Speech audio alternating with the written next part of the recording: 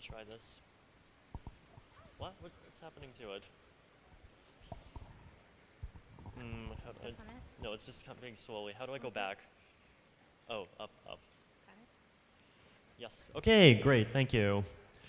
So I heard people in the audience complaining on WeChat about the mic being too quiet, so I'm going to try to keep it closer to my mouth this time around. We'll see if it works. Great, so this is the one of the sort of standard presentations I give when people want just like a quick overview of the entire Ethereum protocol. So chances are you'll listen through this, you'll catch some things, you won't catch other things, but at the very least you'll kind of understand what the broad structure is, and if there's any particular piece that you don't fully understand, we have quite a few materials online that that tell you about the rest. So we have our GitHub wiki, the website. If you are a developer, you can even read things like the yellow paper and the Ethereum source code. If you want to get like that deep an understanding of sort of how the Ethereum protocol works, I highly recommend doing those things. If you have specific questions, I also highly recommend even going into some of our public channels. So if you go to like gitter.im, gitter.im/Ethereum, for example, you can actually like literally just talk to our developers, and they're like right there, and you can ask questions. We're generally a fairly friendly community, I hope. So anyway, Ethereum in 25 minutes. So first of all, how did the project start? So project started back in 2013. At the time, people were very interested in blockchains. People were looking at Bitcoin, people were excited about Bitcoin, but people were also realizing that blockchains are useful for things other than just money. So back in 2011, there was a project called Namecoin, which was trying to make a blockchain-based domain name system. In 2013, there were projects called Colored Coins, which were trying to like digitize arbitrary digital assets or arbitrary assets and put them on the blockchain. There were protocols called Mastercoin that were trying to integrate all sorts of fairly complex features. So there was a consensus that you can do lots of different really cool things with Bitcoin, or with other blockchains. Asset issuance, crowdfunding, title registration, lots and lots of stuff. Problem is, most blockchain protocols were designed like this. Pocket calculator, single purpose device, works reasonably well for all you care about is adding and multiplying numbers, but it does nothing else. And sure, someone with an advanced computer science degree with a good calculator can kind of hack it to play a video game inside of it, but do you really want to do that? So after this, in 2013, there were people who were making protocols that looked like this. So Swiss Army knife.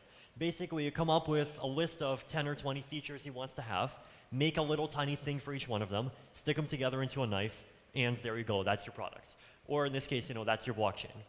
So back at the end of 2013, there were lots of projects that looked like this. They just said, okay, we want blockchains to be usable for asset issuance, crowdfunding, bets, prediction markets, identity registration, title registration.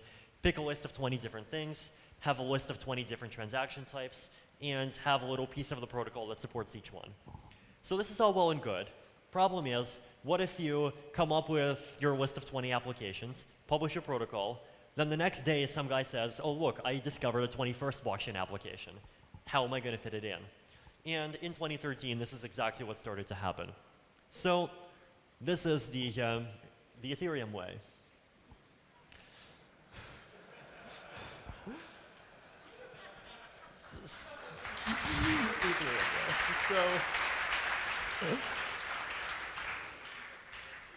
So why do we love smartphones so much? Basically because a smartphone is nice and generic. You buy it once, and download immediately comes with 50 or 100 applications. If someone comes up with a new application, they write the code, they upload it to the Google App Play Store, and if you want it to be accessible in China, you can upload it to the Huawei store as well.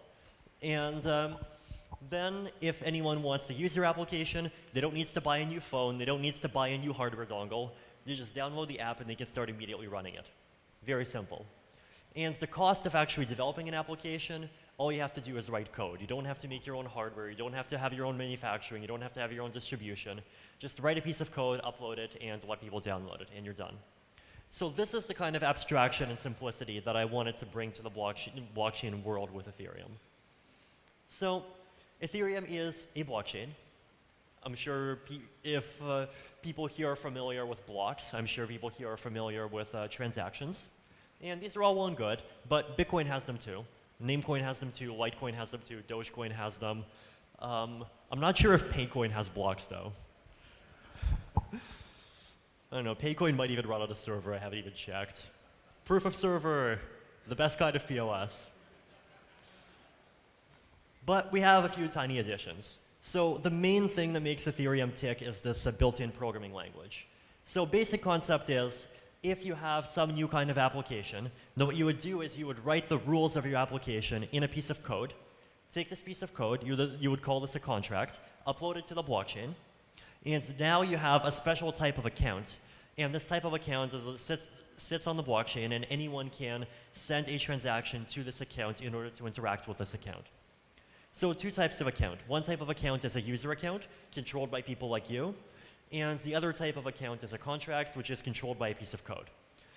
If you send 1 unit of Ether to an account that is controlled by code, then no person controls it anymore. The only thing that can actually move that Ether is the execution of that contract's code itself. So it basically is an automaton sitting on the blockchain that's executing exactly as the code on the blockchain says it's going to execute. So this is all well and good. Let's try an example. So the hello world of Ethereum is sort of basic, a minimal sort of DNS system. So the idea here is you want to store a mapping of basically domains. So you have something like I don't know, Vitalik.eth, George.eth, Ethereum.eth. Ask me about my cool Ethereum hacking services.eth. So you have a bunch of domains that people might want to register, and for each one you want to store the IP address that it points to, and you want to store who owns that domain at that particular time. So we have two functions. One of them is for registering a domain, and the logic is pretty obvious. If the domain has not yet been registered, then you set the owner to yourself. And another function that says set the IP address. If you own a domain, then you can set the IP address. And this is like basically the minimal thing that's like all you need in order to have like a maximally simple domain name system. Now, as I understand, Nick Johnson is going to be presenting about a kind of much more complete and better one at some point over the next 3 days, but this is sort of the kernel. This is what you start with. So you have this piece of code. Then what you would do is you would compile it. You would get some bytecode, then include the code in a transaction, push the transaction up onto the blockchain. Now what you have created is a contract. And a contract has an address. It has some 20-byte string that represents sort of the location of the contract. It will look like 0x357c, whatever.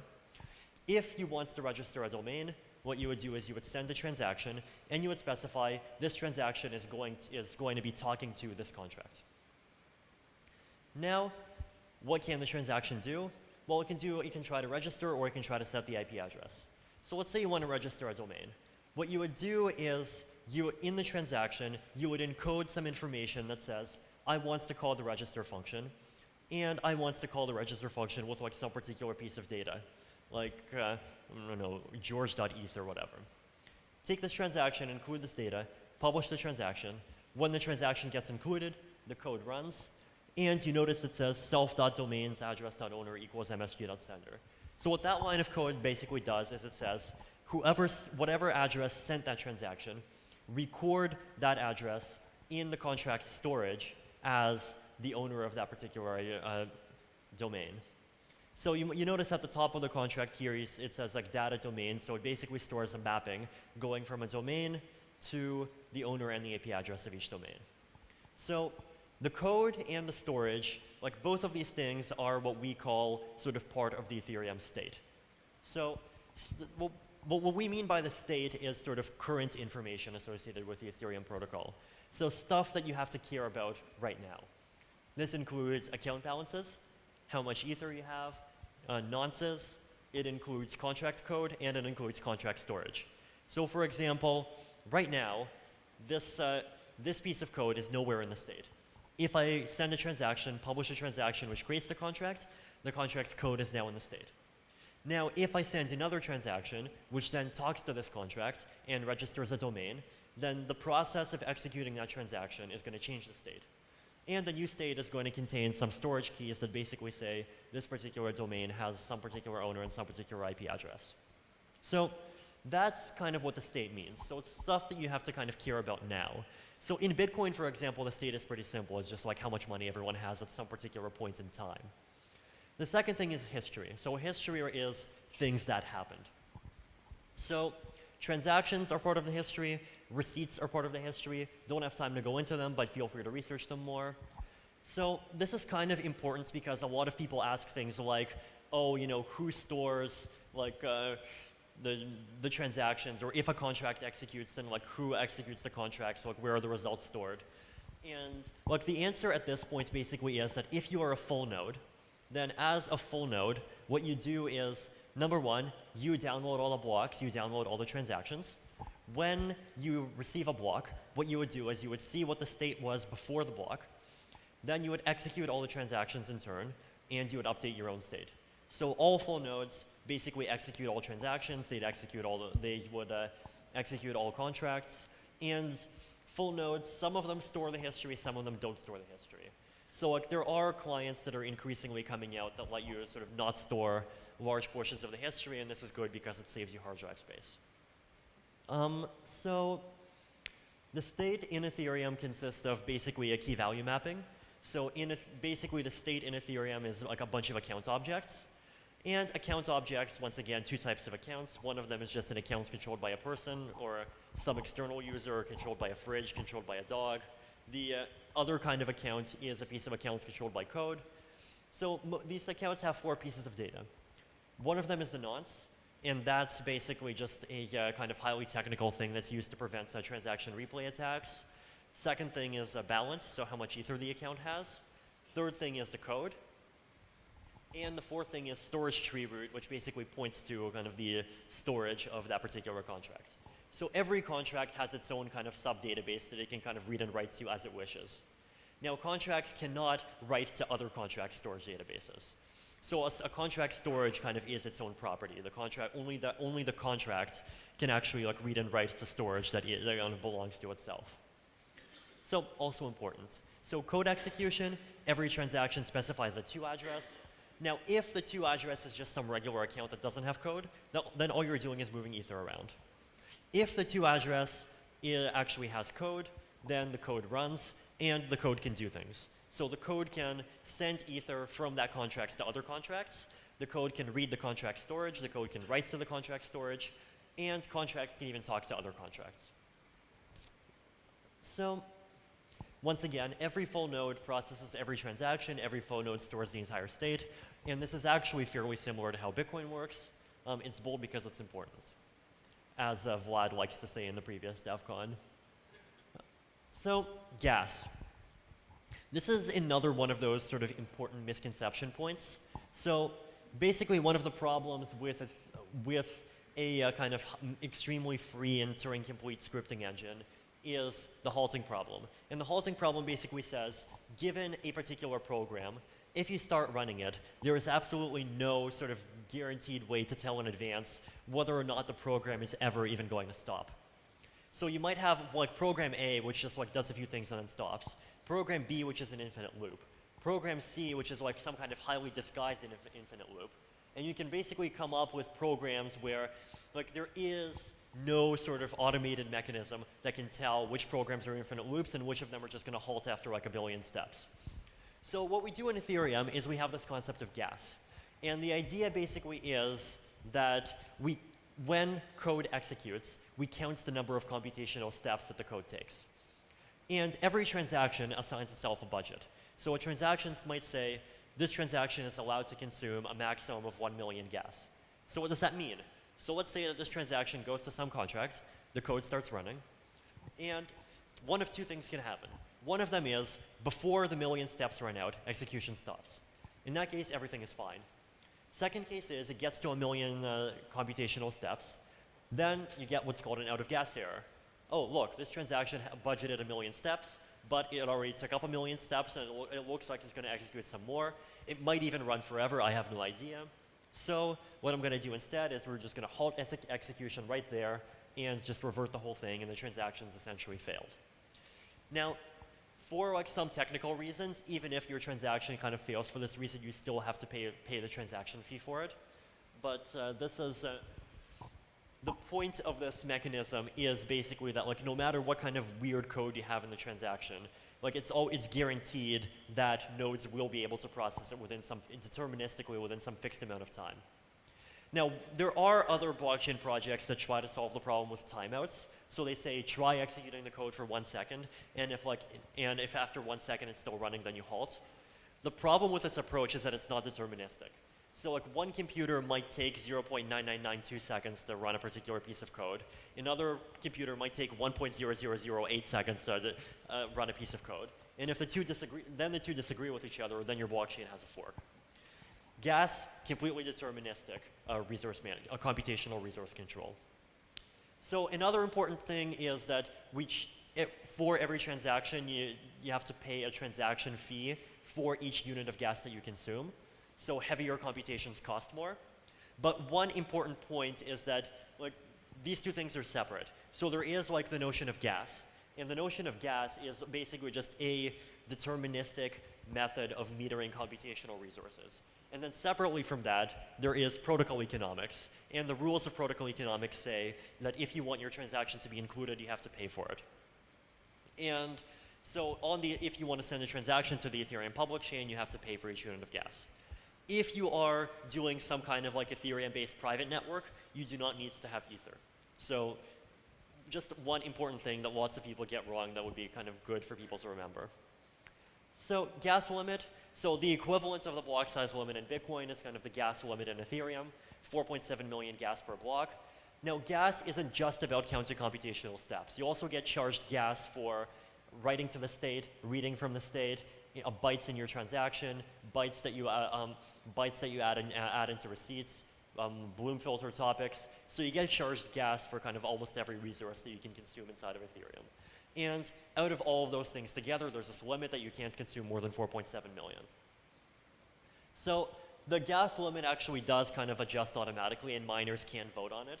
So if Ethereum blocks start getting full, then basically miners are going to be able to kind of just vote the gas limit up, and like no one needs to download any new software. Transactions, 7 parameters. Nonce, so basically prevents replay attacks. So for example, if I send you 10 units of Ether, then what stops you from taking my transaction and including it in a block 10 times to try and drain 10 Ether from my account over and over again? The answer is every transaction has to include a unique number, and once a transaction with a particular nonce is processed, the nonce in the state goes up, and if it tries to verify the second transaction, well, the nonce mismatches now, and so the second time around you can't include it anymore. Gas price, so the amount of Ether you pay for every gas. Start gas is like the amount of gas that you budget yourself. Destination address, the amount of Ether that you send. Data, so if you're just sending Ether, you don't need to care about data. If you're talking to a contract, then data is readable by contract code. So data is how you specify what function of a contract you're calling, what parameters you're calling it with, anything sort of more complex with that. And VRS, elliptic curve digital signatures. Feel free to research them yourself. I think elliptic curve math is cool.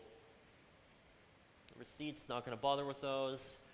So Ethereum virtual machine, we have a stack, we have a concept of memory, storage, environment variables. So contracts have access to things like the timestamp. And this is great because you can have contracts that say, if the time is greater than something like January 1st, 2018, then do something. And there's lots of wonderful use cases for this. Logs, calling contracts, calling other contracts. Now, in general, if you're a contract writer, you're not going to be writing in like Ethereum virtual machine code directly. You're going to be writing in higher level languages, so Solidity is the most well-supported one right now. You can also write code in Serpent. There's also something called LLL. So there are kind of other languages that you can write your code in, and then the idea is you would write your code in these languages and it compiles down to Ethereum code. So the code that you write is like nice and readable. The code that is Ethereum code is like extremely compact, fast to execute, blockchain friendly. So ABI. So this is basically that if I actually wants to call some contracts and if I wants to register a domain name, then how am I going to do that? Well, over in the Serpent example, you might notice that I might want to do something like call the setIP function with some particular address and with some particular IP address. So the way that you actually do a call is by sending a transaction. The way that you specify what you're calling is in transaction data, and there exists this nice standardized algorithm called the ABI by which you can encode the data. So the first 4 bytes represent the function ID, then 32 bytes for the first argument, then 32 bytes for the second argument. If you have variable-sized arguments, it gets more complex, but feel free to research this. So we have a new mining algorithm, and this mining algorithm strives to be kind of memory hard and GPU friendly. So the goal is to sort of prevent ASICs or prevent specialized hardware from like being the dominant force in mining, because that would make mining too centralized. But at the same time, CPU mining has other issues. So we have this sort of GPU mining that's a nice middle ground. It's a fairly pretty algorithm once again. It's called ETH hash. So fast block times, Merkle trees. So this is also a kind of very important piece of the Ethereum protocol. So the reason why I have this picture here is because about a year ago there was this cover in the New York Times that basically have Life Masters that's saying it's all about the blockchain. And personally, I think it's not just about the blockchain, it's about the Merkle tree. And I think Merkle trees are like awesome and really important. So we should have Ralph Merkle saying it's all about the Merkle tree, and you should have some Doges because Doges are cool.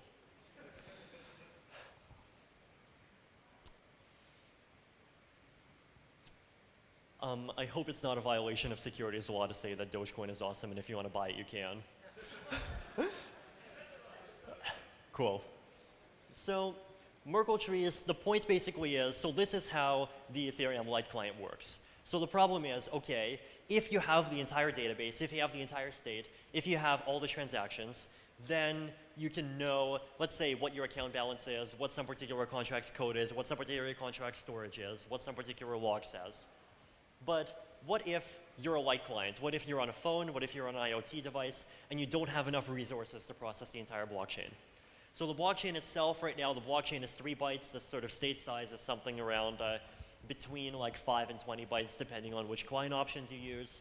So it gets pretty big for a phone. So if, let's say, you have a tiny device that has like 50 megabytes in very low processing power, then what do? So this wonderful fellow came up with this algorithm, where basically what you do is you store this kind of really clever hash tree, where you store the pieces of data at the bottom, then you like have hashes of those, and you have hashes of hashes and hashes of hashes. And the end result is, if, let's say, all that I care about is getting key for, let's say, some like this particular key of, this particular account 175, then you don't actually have to download the entire blockchain yourself. Instead, all you do is you download this, what we call kind of this Merkle branch. You verify that the hashes inside of the branch are consistent. And as long as you have the block headers, you just kind of verify the Merkle branch against the block headers. And what you're doing is you're essentially allowing the miners to kind of help you verify that this particular piece of the state actually is what the node says it is. So if a node gives you this sort of Merkle proof that says this particular key in this particular account is 45, if you can verify the proof of work and you can verify the hashes, then basically you can verify that unless like all the miners are at that particular time conspiring to screw you over, this actually is what the state of the blockchain is in this particular place at that time. So the Lite client, there was like a test about an alpha version that was released a couple of weeks ago. I've tried it, it works great. So block headers contain 3 trees. So Bitcoin uses Merkle trees just for transactions. We use Merkle trees for transactions for the state. So this includes account balances, contract code, contract storage, receipts.